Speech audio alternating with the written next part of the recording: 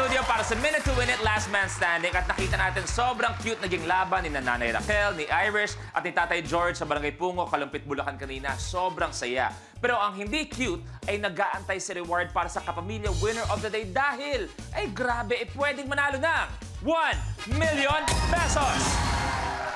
Kaya naman i-welcome na natin ang hotdog packer turned boneless bangus queen ng Kalumpit, Bulacan, Irish Aldaba!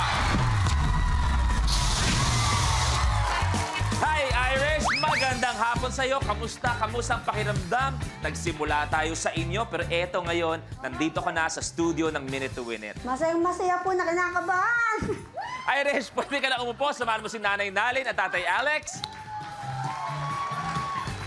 Eto, masaya magiging laban na ng kanilang tatlo. Pero eto, makikita natin kung sino ang magiging ultimate last kapamilya standing ng Kalumpit, Bulacan. Bukas yan. Kaya sa inyong tatlo, good luck. Tuloy ang laban ng favorite niyang studio players. Kaya naman tawagin na natin ang mga nagbabalik. We have Roxy B, Long Mejia, kapamilya studio player John Castillo, and Raymart Santiago.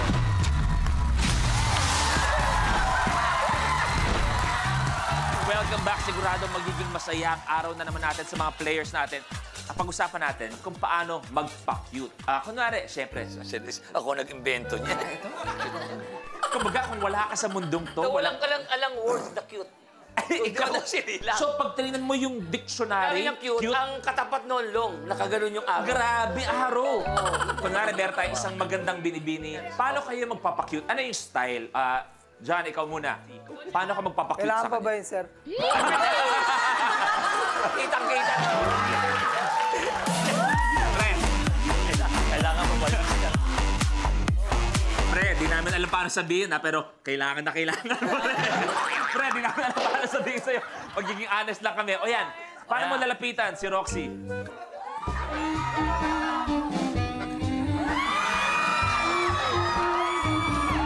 Para malinaw, papakyut ka ba o snatcher?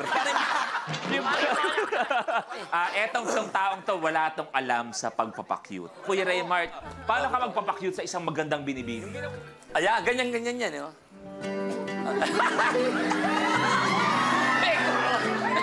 Hi, Rox. Pwede pa selfie? Uy, pa-selfie. Millennial tayo ngayon, di ba? pa-selfie. Kailangan pa selfie. Yun na. Pero eto gusto ko malaman to. Ibang diskarte yung dalawa eh. Long, Ay, siyempre. Kumanari, ikaw Excuse me, magpapakyut. mga brad,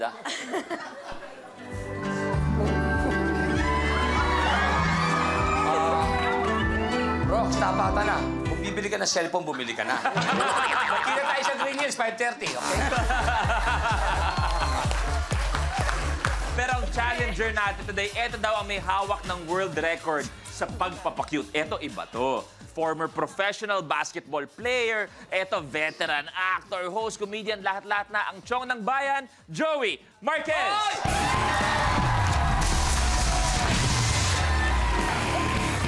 Lagpas ka dito! Lagpas! Hindi basketball to.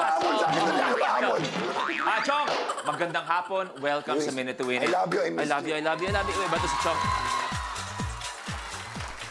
Chong, sabi ni Long kanina, pag may santo ang mga pagpapakyut, ikaw yun. Siya yun. So, kung Hindi kailangan... naman. Teka, parang may napapansin lang ako. Teka lang, Kayong tatlo, napapanood sa kabila to eh. Itong tatlo, oo. Di ba, etong tatlo eh. Si Roxy, kung di ako nagkakamali, galing sa kabila. Pero alam natin yan, di ba, basta pagpapasaya, walang kapamilya, kapuso, lahat tayo, nagbibigay siya ano man ang istasyon. Di ba, ganun dapat. Okay, eto na, magsisimula na. Si Pot ang hinantay natin. Pot!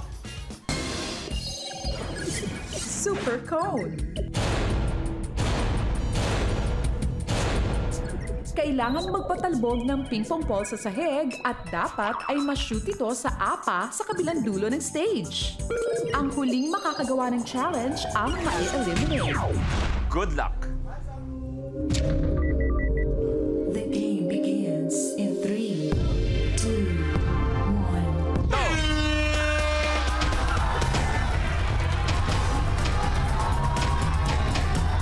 Isa lang ang kailangan magawa. Raymart, good!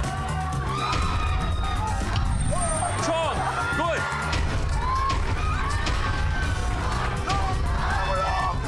Ang Natitira si Long, si Roxy, at si John.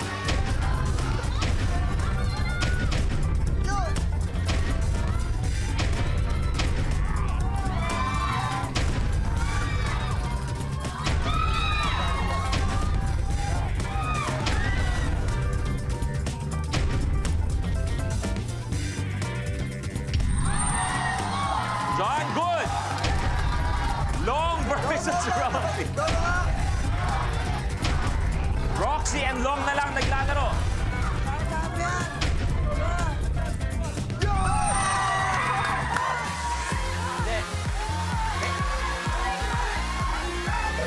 Kailangan ako eh. Your game's over.